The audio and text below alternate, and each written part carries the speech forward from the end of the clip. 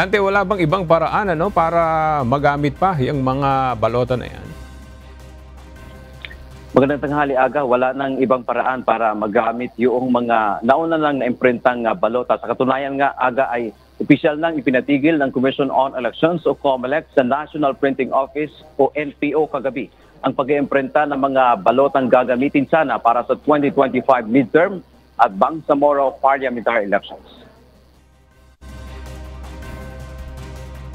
Ayon kay Chairman George Erwin Garcia, nasa 150 million pesos ang nasayang na kanilang ginasto sa mga naimprenta ng mga balota. Nakapag-imprenta na sila ng nasa 6 na milyong balota mula noong January 6. Kasama na dyan yung para sa overseas voting, local absentee voting, balota para sa Bangsamoro region na national and local elections at Bangsamoro parliamentary elections. Gayon din ang mga balota na gagamitin sa Caraga region at test ballots. Kasama rin sa binayaran o pinagkagastusan ng COMELEC ang pasweldo sa mga taong nagtatrabaho sa loob ng NPO at iba pang peripherals. Kailangan nilang itigil ang ballot printing dahil mag-iimprenta ng panibago kung saan inaasahang ilalagay na ang pangalan ng 5 kumakandidato na nakakuha ng restraining order mula sa Korte Suprema. Kabilang na rito si dating Caloocan City 2nd District Representative Edgar Egay Erice. Patuloy at lagi po namin paulit-ulit sinasabi na magko-comply, susundin natin ang anuman pong ipag-uutos sa atin ng Korte Suprema. Pinatigil muna kaagad natin ang printing. Number 2, ngayon iniinventaryo ang lahat ng mga balota. Makikita niyo po yan sa inyo pong live streaming na ginagawa po, iniinventaryo, inaalam ilang kadami talaga ang naimprenta. Ang mga naunang naimprentang 6 na milyong mga balota ay kailangan itong sisirain sa pamamagitan ng spreading. Kung pwede na bang sirain. Muling namang tiniyak ng COMELEC na walang dapat ikababahala ang ating mga kababayan dahil kontrolado nila ang sitwasyon. Tuloy na tuloy rin anya ang automated elections sa kabila ng gipit na sila sa schedule ng pag-iimprenta ng mga balota. Aga, bukod nga dito sa maaring o dito sa gastos na nasayang ng Commission on Elections, isa pa sa epekto nitong temporary restraining order o TRO ng Korte Suprema, magbabago, may mga kumakandidato na apektado yung kanilang mga numero.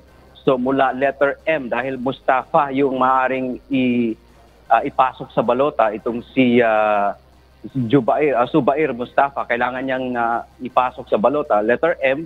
So mula roon sa kanya, pababa, nasa 12 mga kumakandidato ang maaaring mababago pa yung kanilang mga numero dahil nga papasok itong si Mustafa matapos na makakuha ng restraining order sa ating kataas-taasang hukuman.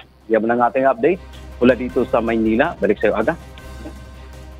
Dante, ano yung epekto nitong inilabas na TRO ng Korte Suprema sa timeline ng paghahanda ng COMELEC para sa darating na eleksyon? Kasi alam natin, mayroon na lamang ilang buwan bago yung mismong halalan.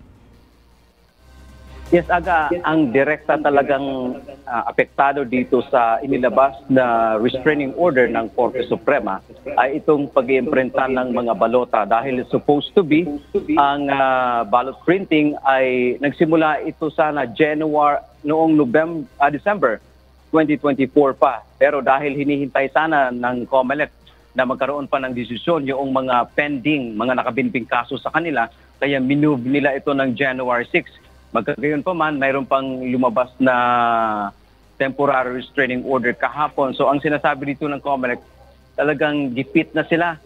At natanong nga natin kanina si Chairman Garcia kung worst scenario, ano yung kumbaga pinakahuling date na talagang ito na yung final na dapat wala nang iba pang date kung saan mag-iimprenta ng balota. Sana raw ang kanilang pangarap, hindi naman nila ini-impluensyahan o pinipressure ang Korte Suprema dito sa possible na kung mayroon pa silang ilalabas na TRO. Pero by next Monday daw. So ito ay, di tayo nagkakamali, January 20, yun na sana daw, supposed to be, ang huling final date na sila ay mag-imprinta ng balota tuloy-tuluyan hanggang sa April 14. Ang isa naman sa nabanggit nila dito, Aga, dahil mukhang hectic na nga talaga yung schedule, sa halip na 2 makina ay gagamitin na raw nila yung 4 na nakareserbang makina ng National Printing Office. Yung nga lang, kailangan pa rin itong may mga i-customize pa ito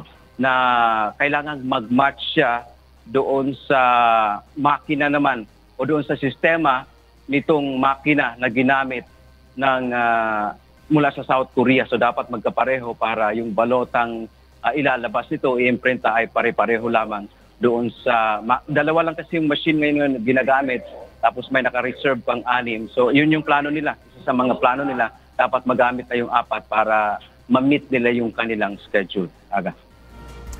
Okay, maraming salamat, Dante Amento.